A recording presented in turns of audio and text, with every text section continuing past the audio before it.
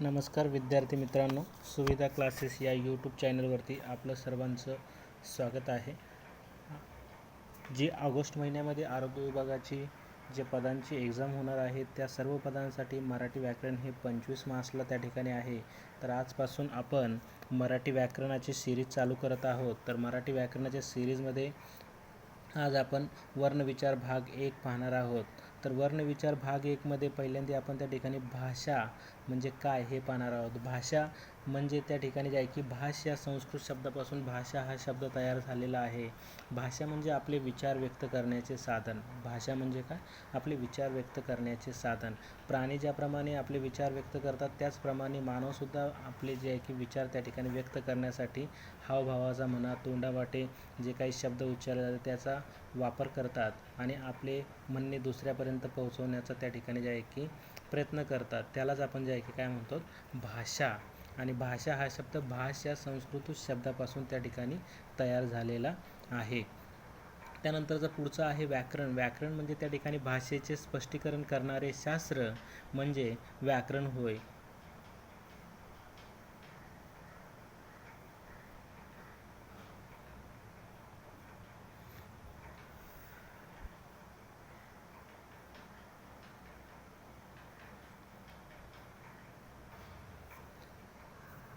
तर त्या ठिकाणी आपण व्याकरणाबद्दल बोलत होतो. तर भाषेचे स्पष्टीकरण करणारे शास्त्र म्हणजे व्याकरण होय. भाषा ज्या पद्धतीने बोलली जाते त्यामध्ये कालांतराने त्या ठिकाणी भाषेमध्ये जो स्थित्यांतर होत गेले, बदल होत गेले, भाषेमध्ये एक प्रगल्भता येत गेली आणि ते स्पष्ट करण्यासाठी त्या ठिकाणी आहे की व्याकरणाचा वापर केला जाऊ लागला. त्यानंतर पुढचं आहे लिपी. लिपी हा शब्द लिंपणे या शब्दापासून तयार केलेला आहे. आपल्या तोंडावाटे बाहेर पडणाऱ्या मूलध्वनी ज्या अक्षरावाटे बाहेर पडतात त्या मूलध्वनी आपण ज्या सांकेतिक चिन्हांनी लिहून ठेवतो त्याला आपण लिपी असे म्हणतो. तर लिपी हा शब्द लिंपणेपासून बनलेला आहे. तर मराठी भाषा ही देवनागरी लिपीमध्ये लिहिली जाते. तर मराठी भाषा ही डावीकडून उजवीकडे लिहिली जाते. लक्षात असू द्या, मराठी भाषा ही डावीकडून उजवीकडे त्या ठिकाणी लिहिली जाते. त्यानंतरचा पुढचं त्या ठिकाणी आहे अक्षर. जे कधीही क्षय पावत नाहीत त्याला अक्षर असे म्हणतात. जे कधीही क्षय पावत नाहीत त्याला आपण काय म्हणतो? अक्षर असे म्हणतो. मग आपल्या तोंडावाटे बाहेर पडणाऱ्या मूलध्वनी नेहमीच त्या ठिकाणी जे आहे की हवेमध्ये विरून जातात. त्या विरून जाऊ नये म्हणून प्रत्येक त्या ठिकाणी जे आहे की जे तोंडावाटे बाहेर पडलेले जे काही अक्षर आहेत त्या ठिकाणी जे आहे की ज्या सांकेतिक चिन्हांनी लिहून ठेवलं जातं त्या प्रत्येक सांकेतिक चिन्हाला अक्षर असे म्हणतात.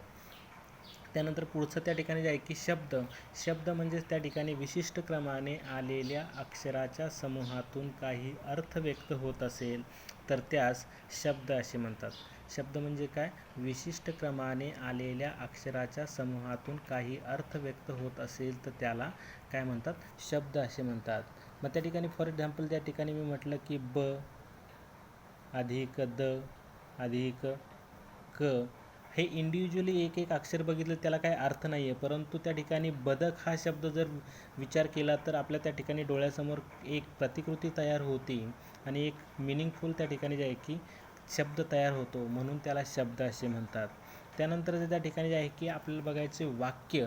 वाक्य म्हणजे त्या ठिकाणी जे आहे की विशिष्ट क्रमाने आलेल्या शब्दाच्या समूहातून काही अर्थ व्यक्त होत असेल व पूर्ण अर्थाचे बोलणे व्यक्त होत असेल तर त्यास वाक्य असे म्हणतात. वाक्य म्हणजे काय? विशिष्ट क्रमाने आलेला शब्दाचा समूह, त्यातून काही अर्थ व्यक्त होत असेल तर त्याला आपण त्या ठिकाणी वाक्य असे म्हणतो. शब्दाला त्या ठिकाणी पद असेही म्हटलं जातं. लक्षात असू द्या, शब्दाला पद असे म्हटलं जातं. त्यानंतरचं पुढची गोष्ट त्या ठिकाणी आपल्याला बघायची की वर्ण. वर्ण म्हणजे त्या ठिकाणी रंग असा आपण त्या ठिकाणी विचार करतो, परंतु या ठिकाणी वर्ण म्हणजे काय? आपल्या तोंडावाटे बाहेर पडणाऱ्या मूलध्वनी ज्या रंगाने लिहून ठेवल्या जातात त्यास आपण त्या ठिकाणी वर्ण असे म्हणतो. तर वर्ण मराठी भाषेमध्ये 48 आहेत, तर आधुनिक मराठी भाषेमध्ये 50 वर्ण आहेत. ॲ आणि अ हे इंग्लिश भाषेतून आलेले 2 वर्ण त्या ठिकाणी आधुनिक मराठी भाषेमध्ये त्या ठिकाणी गणले जातात.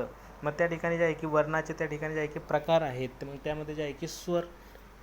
स्वर म्हणजे काय? आपल्या तोंडावाटे बाहेर पडणारे मूलध्वनी उच्चारले जात असताना जिभेचे पाते मुखातील कोणत्याही अवयवाला स्पर्श न करता ते आपल्या तोंडावाटे बाहेर पडत असेल तर त्यांना आपण त्या ठिकाणी काय म्हणतो?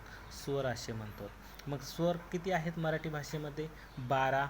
ए, ऐ, ओ, औ, ए, ओ, रू, लू हे त्या ठिकाणी जे आहे की 12 स्वर त्या ठिकाणी आहेत. मग त्या ठिकाणी कोणते कोणते स्वर आहेत ते त्या ठिकाणी आपण या ठिकाणी पाहणार आहोत. कोणते कोणते स्वर आहेत ते. मग त्यानंतर जे आहे की स्वर पहा, तर स्वर त्या ठिकाणी जे आहे की कोणते कोणते आहेत.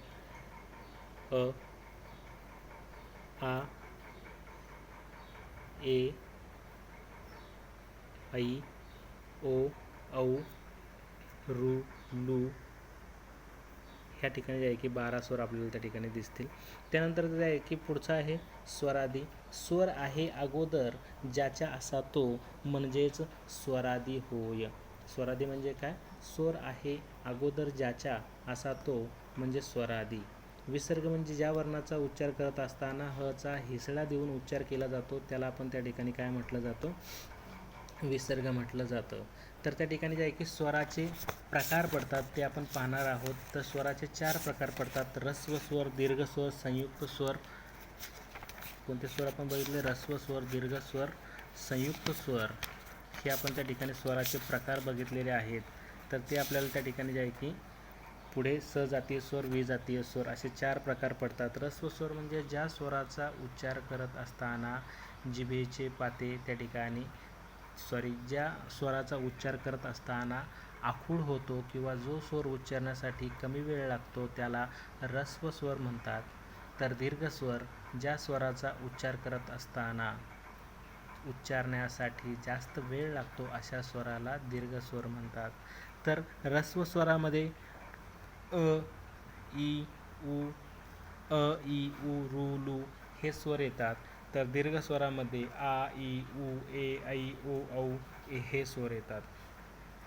तर संयुक्त स्वर 2 स्वर एकत्र येऊन त्यापासून एकच स्वर तयार झालेला असेल तर अशा स्वराला संयुक्त स्वर असे म्हणतात. मराठी भाषेमध्ये 4 संयुक्त स्वर आहेत. कोणते? ए, ऐ, ओ, औ हे 4 संयुक्त स्वर आहेत. त्यानंतर त्या ठिकाणी सजातीय स्वर, विजातीय स्वर.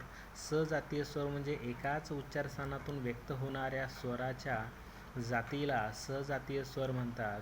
तर विजातीय स्वर म्हणजे वेगवेगळ्या उच्चारस्थानातून व्यक्त होणाऱ्या स्वराच्या जोडीला त्या ठिकाणी विजातीय स्वर असे म्हणतात. तर त्या ठिकाणी नंतर आहे व्यंजन. व्यंजन म्हणजे आपल्या तोंडावाटे बाहेर पडणारे जे काही मूलध्वनी आहेत ते आपण व्यंजन म्हणून त्या ठिकाणी जे आहे की स्वराच्या साह्याशिवाय जे वर्ण स्पष्ट होऊ शकत नाहीत त्यांना आपण काय म्हणतो? व्यंजन असे म्हणतो.